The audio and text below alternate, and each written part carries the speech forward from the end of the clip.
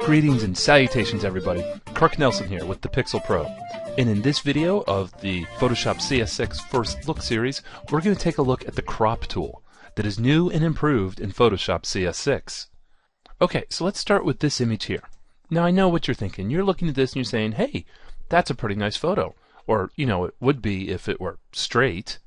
I know, that's why I picked this. These doors are not even close to being vertical. I got it. Alright. So before we move on to showing the new crop tool, I want to create just a new layer over here. This isn't necessary for the crop tool to work, it's just there is something that happens over in this layers panel that's easiest to illustrate when I've got a second layer already there. Okay, so let's move forward.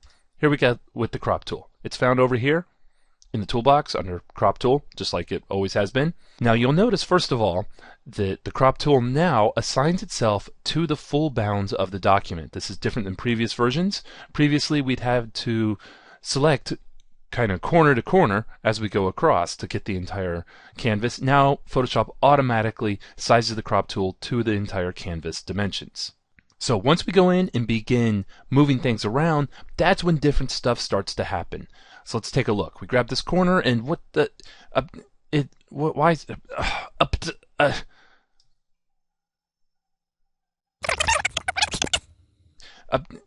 why is up to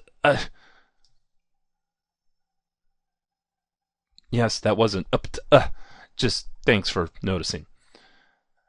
Okay, yes, CS6, not only the crop boundary moves, but the image itself moves behind it. This is a new feature of Photoshop CS6. If you don't really care for the way that behaves, you can pull open the options bar and you can use classic mode, which will return Photoshop to the way things worked in CS5 and earlier. Or you can even just turn off the auto center preview, which will mean just the crop boundary moves, which might be more like what you're expecting. But for this demonstration, I'm going to leave it turned on because this is the way the engineers intended for Photoshop to use, and I want to show you how this all works. Also notice over here in the layers panel, we only have a single visual layer called crop preview. Now this does not mean that all the layers in the document have been flattened or removed or deleted. They're just not visible right now while we're in this active crop mode. So we get a crop preview over here in the layers panel, not particularly helpful, just sort of ignore that. Now here's something that is helpful. Once I go in and begin rotating the corners to straighten this image, notice that it's the image itself that rotates, not the crop preview.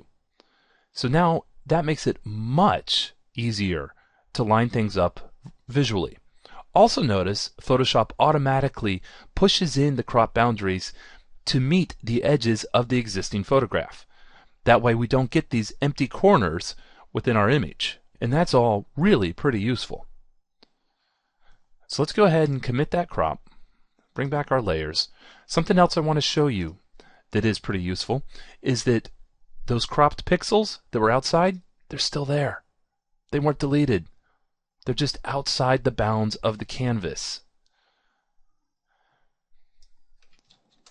Now this is a behavior that you can turn off by clicking the Delete Cropped Pixels option in the options bar while using the crop tool. But personally, I find it kind of reassuring that if I want to get those pixels back, that's where they are. Okay, one more thing that I want to show you before I end this video is there's also the new Prospective crop tool in Photoshop CS6.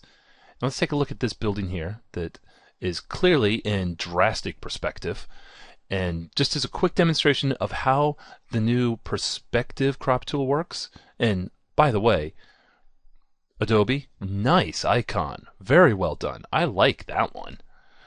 Anyway, okay, so I'm going to go in and just select corners, and I'm going to extrapolate where I think the corner might be for down here, and just line up the edges over there. This is a lot like laying down a grid in the vanishing point filter.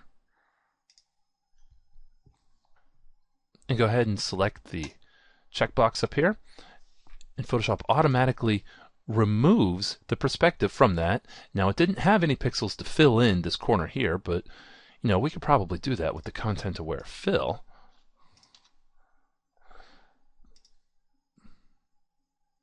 Expand this just a bit. Use content-aware. Chugga, chugga, chugga, chugga, chugga.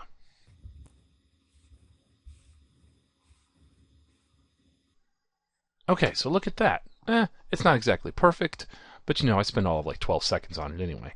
But it is pretty interesting that you can use a perspective crop tool now to remove even drastic perspective from a photo like this. This isn't exactly useful in this case for creating a nice photograph, but it's really good if perhaps you're creating a texture map to use for 3D work or something like that. Anyway, this has been Kirk Nelson with the Pixel Pro, and thanks for watching, and enjoy the new crop tools in Photoshop CS6.